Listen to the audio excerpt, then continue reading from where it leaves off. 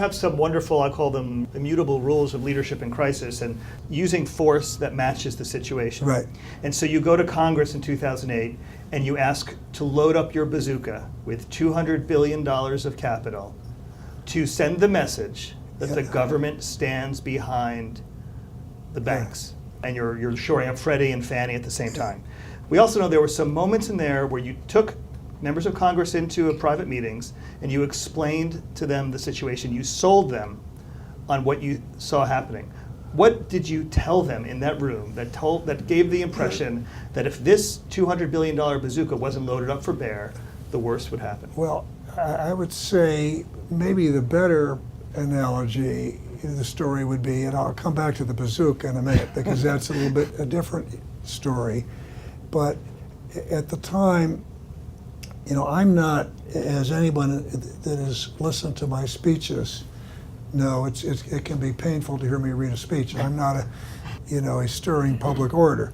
I think I'm pretty good in small sessions or non-public sessions, or so when I would meet with the Republican caucus in the Senate or the Democratic caucus, which I did.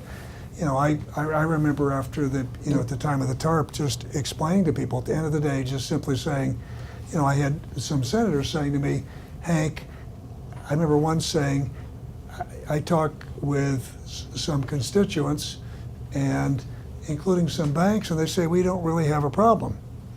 And I had another one say they didn't have a problem, it was just the accounting rules. And yeah, I didn't laugh because it wasn't funny. I just basically said, listen, I didn't ask for this job. I turned it down twice. I'm here to serve my country. You need to trust me that I know more than you do about this, and that if we don't get the powers we're going to need, it's going to be a disaster. And I had a number of them tell me that made a big difference. Now, I also tell the story that when Bernanke and I went out and met with the leaders, the House and the Senate, to ask for the TARP authorities, and when we explained that the financial arteries were frozen, the economy was going to turn down no matter what we did, but if we didn't get it, it was going to be a disaster. Barney Frank, who was terrific during this, immediately understood it. He said, this is going to be a very difficult vote because you can't prove a counterfactual. And it was late at night. I remember asking him what a counterfactual was, and he just said, you'll never get credit for preventing a disaster people didn't see. And so it will be a very, very difficult vote.